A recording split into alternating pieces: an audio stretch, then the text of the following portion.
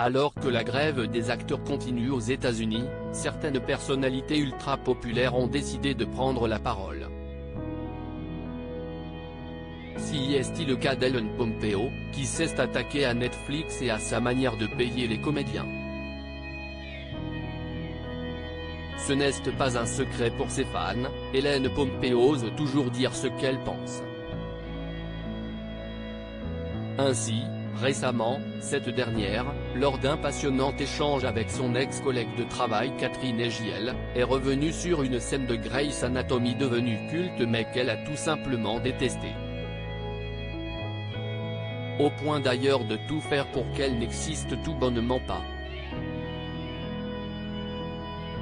Et l'actrice a une nouvelle fois prouvé qu'elle avait une grande répartie et qu'elle n'avait pas peur de prendre position. Ainsi, l'incontournable interprète de Meredith Grey a-t-elle taclé durement la plateforme Netflix concernant la rémunération des acteurs, en marge de la grève des acteurs qui fait rage outre-Atlantique.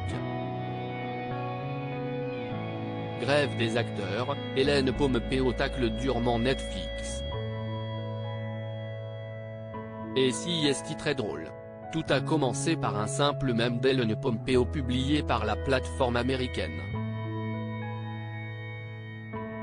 On y voit l'actrice arborer une expression consternée, et Netflix de le légender moi, quand il y a une bombe dans la cavité thoracique, faisant référence à un épisode culte de la saison 2 de Grey's Anatomy, dans lequel joue Kyle Chandler, la star de Friday Night Lights.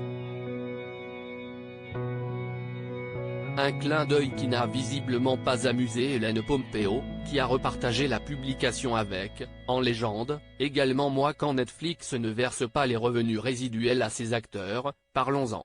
Une réponse qui a énormément fait parler outre-Atlantique, et une prise de parole d'autant plus remarquée que l'actrice n'a aucun démêlé avec le géant américain, Grey's Anatomy ne faisant pas partie des séries produites par Netflix. Les prises de parole des acteurs se multiplient en grève depuis quelques jours, et 2 mois après le début de la grève des scénaristes, les acteurs sont de plus en plus nombreux à faire entendre leur voix.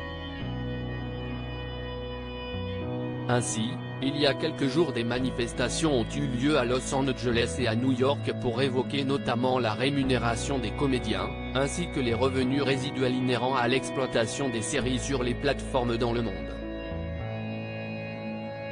Ainsi, l'actrice Kimiko Glenn, connue des fans d'Orange is the New Black puisqu'elle incarnait Brooke Soso, a révélé n'avoir eu droit qu'à 27,30 $ de droits sur l'exploitation de la série, pourtant un véritable phénomène et l'un des premiers grands succès de Netflix, à l'étranger.